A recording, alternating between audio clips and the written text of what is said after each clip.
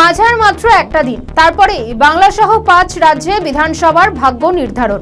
কে বসবে বাংলার গদিতে? তৃণমূলই আসবে নাকি বঙ্গের হাল ধরবে বিজেপি শিবির?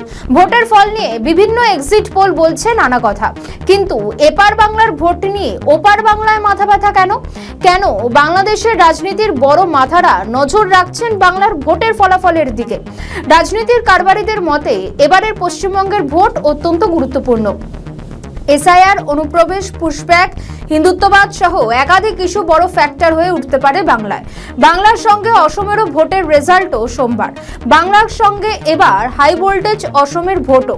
পড়শি রাজ্যের সঙ্গে বাংলাদেশের অনেকখানি সীমান্ত জুড়ে রয়েছে। এর আগে ইউনুসের জামানায় বাংলাদেশে মাথাচাড়া দিয়েছিল মৌলবাদ ইস্যু। সংখ্যালঘুদের কচুকাটা করা, সম্পত্তি দখল, আগুন ধরানো সহ একাধিক কার্যকলাপ হয়েছিল অবাধে। এরপরে বাংলাদেশে মসনাদে বসে বিএনপি, কিন্তু তারেক রহমানের সরকারের আমলেও বাংলাদেশে খুন রাহাজানির ছবিটাও পাল্টায়নি। ভারত সরকার কিন্তু বরাবরই কূটনৈতিকভাবে বিএনপির সঙ্গে তাল মিলিয়ে চলেছে। তার প্রমাণ তারেকের শপথে ভারতের লোকসভা স্পিকার ওম বিড়লার উপস্থিতি, বাংলাদেশ সরকারকে মোদির চিঠি ইত্যাদি। কিন্তু এবার বঙ্গের বিধানে কেন নজর রয়েছে জামাত ও এনসিপির?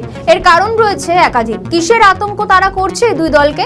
ভোটের পর একাধিক এক্সিট পোলের সমীক্ষায় দেখা গিয়েছে বাংলায় এবার বিদায় নিতে চলেছে তৃণমূল। তবে এর আগেও দেখা গিয়েছিল যে এক্সিট পোলের সমীক্ষা তাতে ধোপে টেকেনি। 2021 বিধানসভা ভোটে বিপুল জয় পেয়ে ক্ষমতায় ফিরেছিল মমতার সরকার। এক্সিট পোলের সমীক্ষা সেবার খড়কুটোর মতো উড়ে গিয়েছিল। এখানে ভয়ে রাতের ঘুম উড়েছে জামাত আর এনসিপি।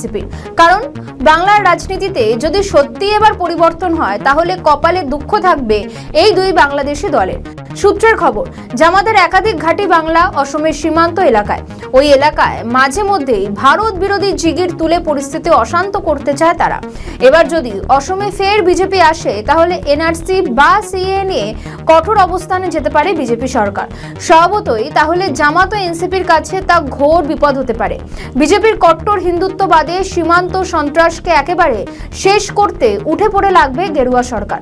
সূত্র বলছে, ত্রয়োদশ নির্বাচনে জামাত বাংলাদেশে মোট 68টি আসন পেয়েছিল। ওই আসনগুলির মধ্যে বেশিরভাগই ছিল সীমান্ত লাগোয়া অঞ্চলে। ফলে ওইসব এলাকার সীমান্তে মাঝে মাঝে হাওয়া গরম করে জামাত। এর সঙ্গে অত্যন্ত গুরুত্বপূর্ণ ফ্যাক্টর অনুপ্রবেশ ইস্যু। বনগাঁ, নকশালবাড়ি, মোথাবাড়ি, চ্যাংরাবান্ধা সহ একাধিক সীমান্তবর্তী অঞ্চলে রাতে অনুপ্রবেশের অভিযোগ ওঠে বেশিরভাগ সময়। গরু চড়ানো বা অন্য কোনো অছিলায় ওপার বাংলা থেকে এপারে এসে দিনের পর দিন গা ঢাকা দিয়ে চলে অপরাধ। সম্প্রতি এসআইআর চলাকালীন হাকিমপুর স্বরূপনগর সীমান্তে পিলপিল করে ওপারে যেতে দেখা গিয়েছে বাংলাদেশিদের। জ্বালানি সংকটে বাংলাদেশের বিএনপি সরকারের পাশে দাঁড়িয়েছে কেন্দ্রীয় সরকার, কিন্তু সীমান্ত সুরক্ষার দিকেও সজাগ রয়েছে মোদী সরকারের।